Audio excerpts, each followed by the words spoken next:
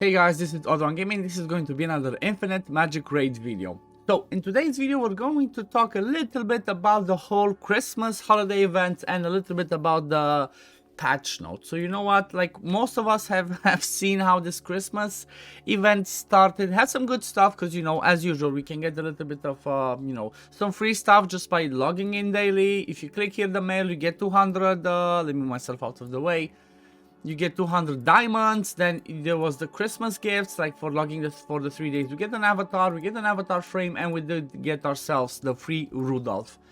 Then at the same time we had the usual, you know, the Christmas treasure, the usual stuff when you go and you just keep hammering away and hoping you find the rewards as soon as possible, so you don't have to waste as many of the, you know, as many of diamonds as possible, because most of the time this is one of those things that's kind of pay to win-y, I suppose, if you want to get all the way to get Nicholas. But you can easily get yourself up to the point where you get the 2 mythic shards. That's what I usually go for. If I don't quite get there, the way that I do it, I just buy with diamonds some more hammers and just get the 2 mythic shards and then move along with my day. If you're a high spender, then yeah, you can go all the way and grab yourself a Nicholas, which is honestly, he's kind of busted.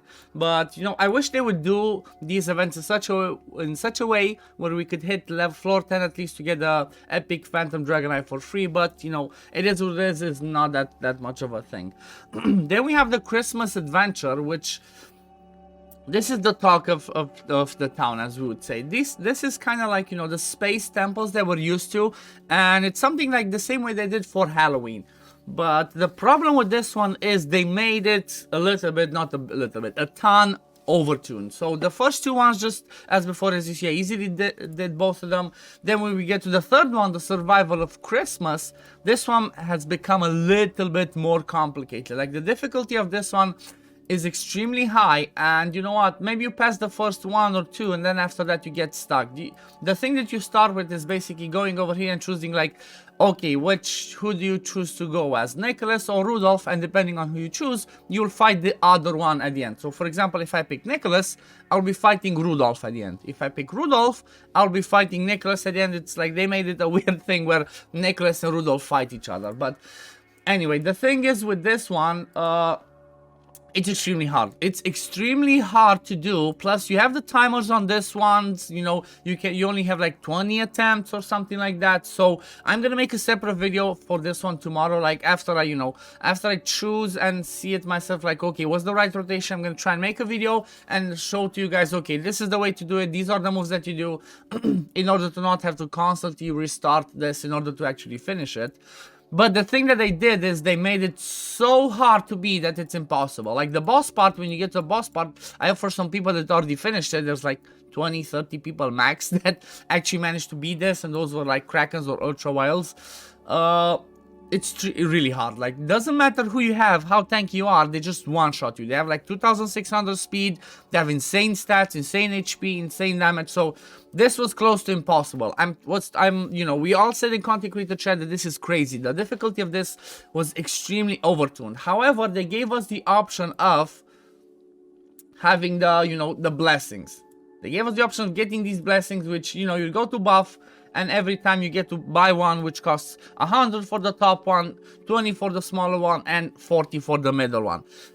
However, they decided to go back down on this one, so stop buying them, because in the patch notes today we find out that they will actually lower the price of these blessings. They will make them half. Like the 100 one is actually going to be 40, the 20 one is going to be 10, the 40 one is going to be 20, and the refresh is going to cost 10. So it's going to make it a little bit easier to, you know, get the blessings and actually push to do these fights and be the boss. But still, I would suggest stop doing that. Stop stop buying them, because they said they will release tomorrow the patch, and then on the patch, so let's go through the patch, they will lower it. At the same time, there was an announcement in Discord that said you will get all your diamonds for your blessings back, but I'm not 100% sure how that would work, because some people maybe spent 3,000 diamonds to beat it, and then what, they're gonna get all 3,000 back.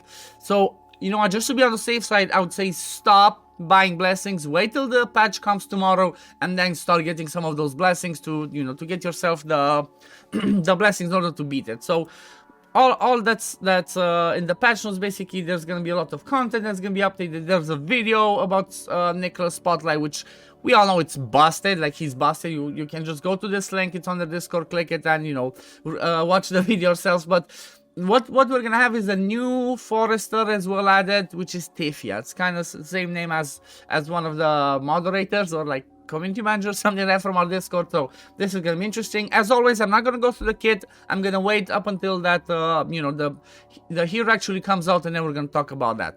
So again, as we knew, there's gonna be a Miracle Wish up starting this Friday till Sunday, and we're gonna have the legends Nicholas, Tifia, Barry, Asindo, and Sigmund. Honestly, I'm not sure exactly how good Tifia is gonna be, but all 5 of these are busted. But when it comes to Miracle Wishes, it's kind of hard to get them. They're expensive. Not everybody has as many of them. So this is, you know, Miracle Wish up is never gonna be a free-to-play friendly event from my point of view. This one usually maybe have like 15, 20, 30 max saved from one Miracle Wish to the other. So if you know you're close to maybe the Mercy, the Pit, and you're close to getting the guaranteed legend hero, I would suggest just pull, because all of these ones are pretty amazing.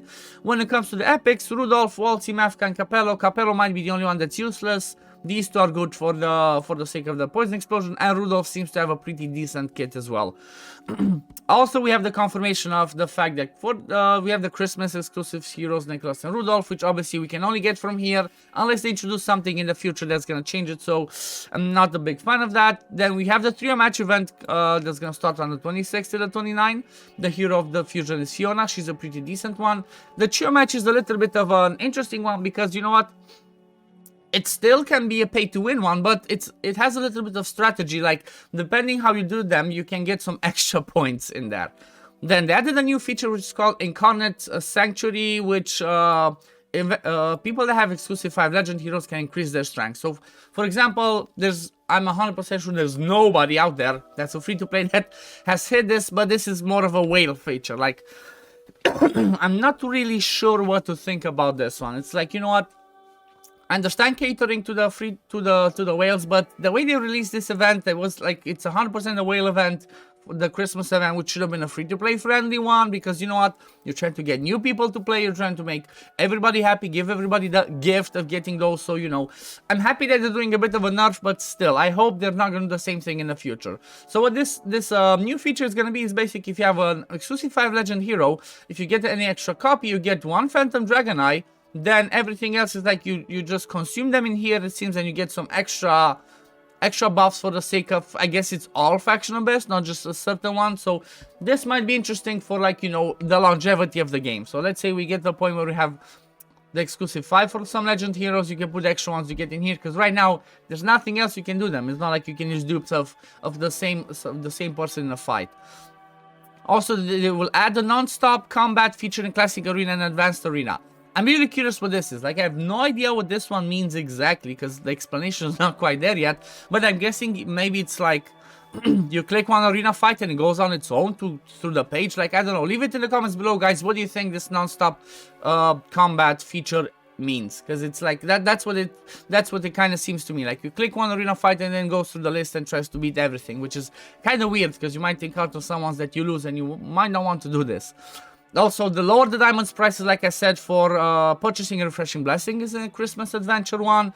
Then added a secondary confirmation pop-up when you choose to craft a mythic. That's kind of smart, because you might click craft by mistake and you're like, oh wait, I did not want to get this one. So that's a good thing.